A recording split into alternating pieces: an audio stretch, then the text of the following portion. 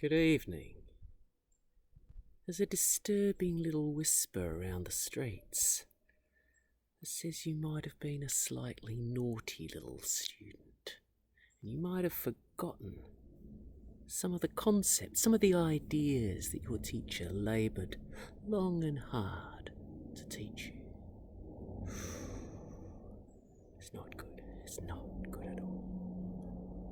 And we're going to send the boys round if this is true. And they're going to find out the truth. And if it is true, they'll take you for a little trip down to the governor's house. There, you're going to find out once and for all what it means to name organic compounds accurately according to IPAC nomenclature. Oh yeah. So let's re-look at some of these functional groups that we've covered very briefly in the past, but you seem to have forgotten how to do. The first of these is alcohols. Very important in my business. You'll remember that alcohols are characterized by the presence of a hydroxyl group attached to a hydrocarbon chain. And this one here, let's see how we name it. 1, 2, 3, 4, 5. So that's pentane. Except that we've just attached this OH group, this hydroxyl group to the edge. Now it's not pentane anymore. We call it pentanol. Because every alcohol has ol on the end of its name. But we've missed something out. Because this ol, this hydroxyl group, could be attached to any of the carbons. And you'll remember when working out which carbon atom we name the compound after, we choose the lowest. So this could be 1, 2, 3, 4, 5, in which case we'd call it penta 5-ol.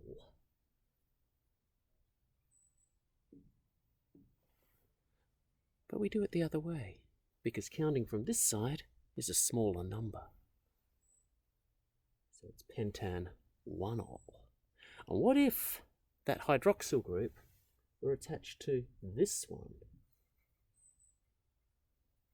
instead of this? Well, that would be pentan 2-ol. How could you forget that?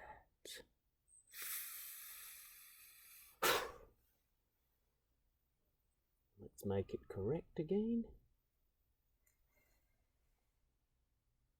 The next thing we're going to look at is an aldehyde. An aldehyde is very much like an alcohol. In fact, there are some chemical reactions that can very easily turn an alcohol into an aldehyde, such as the enzyme in your liver, alcohol dehydrogenase, which takes the OH from the ethanol that makes you so drunk, threatens to kill you, and we simply do this. We add that there, and that is your al, your aldehyde. And all aldehydes have an oxygen atom double bonded to one of the carbon atoms on the end of a chain. And we have to get rid of that, because now the carbon only forms its 1, 2, 3, 4 bonds. And we don't bother to put a number there, because aldehydes are always attached to the end carbon in the chain. We don't have to bother to say, let's see, what's this? 1, 2, 3, 4, 5, 6. We don't have to say hexan 1-ol, hexan 1-al. We can just say hexanal, because it's on the end of the chain. It's always on that first carbon atom. The next one we're going to look at is the ketone. And you'll be aware of what a ketone is if you've ever known anyone on the keto diet. So let's have a look at this strange thing. All it is a double bond oxygen, just like an aldehyde, but with a ketone, it's attached to a central carbon, one of the ones in the middle, away from the end. Once again, we'll get rid of that, because each carbon only forms 4 bonds. And when we're naming this, well, it's butanone, and it always ends in "one" if it's a ketone. And we should name it butan 1, 2, or we should name it 2-butanone. But it's not strictly necessary. And the reason it's not strictly necessary is there are only 2 carbons that aren't on the end. A ketone cannot have the double bonded oxygen attached to the end. That would be an aldehyde. And so this can only be 2-butanone. And so we could just call it butanone. I'll leave the 2 there to show how the ketones are named. And the last molecule, well, it's the one that makes up, well, it's your fatty acids. In chemistry, they're called carboxylic acids. And they have this group on the end. Let's just get rid of these carbons.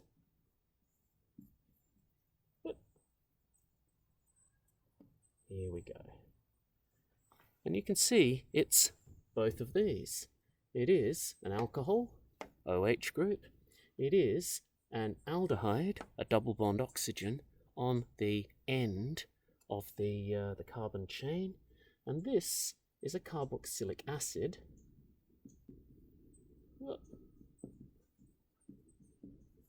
And these, as I'm sure you've seen before, end with anoic acid. So let's have a look at this one. 1, 2, 3, 4, 5, 6, 7. And this one is hep. That's supposed to be an H. Heptanoic acid. And the reason it's called an acid is that as soon as you put it into water, it ionizes. This hydrogen atom comes off and becomes a hydrogen ion, a proton, having given its electron to this oxygen here. And so, it's by definition an acid because it ionizes in water to give protons. Let's put it back together to make it once again carboxylic acid. And here, heptanoic acid, if it were like that, it would be heptanoate. It would be that negative ion. But put it back together, and it's heptanoic acid. So you've got to remember these, because the consequences could be dire. If it's an alcohol, it has an OH group, a hydroxyl group, and that can be attached anywhere along the chain. And these end in ol. You might have 2 of these on there. If you put that there, then it would be pentan 1, 3 diol. Di meaning 2. With an aldehyde, it doesn't end in ol, it ends in al. And you simply call it hexanal or propanal or dodecanal. Whatever you call it, you don't need a number, because an aldehyde, by definition, always has the double bond oxygen attached to the last carbon in the chain. Not so the ketone. The double bond oxygen there is somewhere else. And there's a reason for having the aldehydes and the ketones labelled as very different groups. And that's because in the human body, these undergo a great many chemical reactions. And in doing that, they're all enzyme catalased. So they're going to need separate enzymes. An aldehyde will need an enzyme with an active site exactly complementary, exactly the opposite shape to the molecule here, to the aldehyde part. And that active site of that enzyme will be very, very different from, say, an enzyme that was going to hydrolyze this molecule, say, because the double bond oxygen is such a different place, and the shape of the active site of that enzyme would have to be so very different. So there's your ketone, a double bond oxygen attached somewhere on the chain other than at the end. And finally, the carboxylic acids, which I recognize I've written very badly here, so I will do it properly.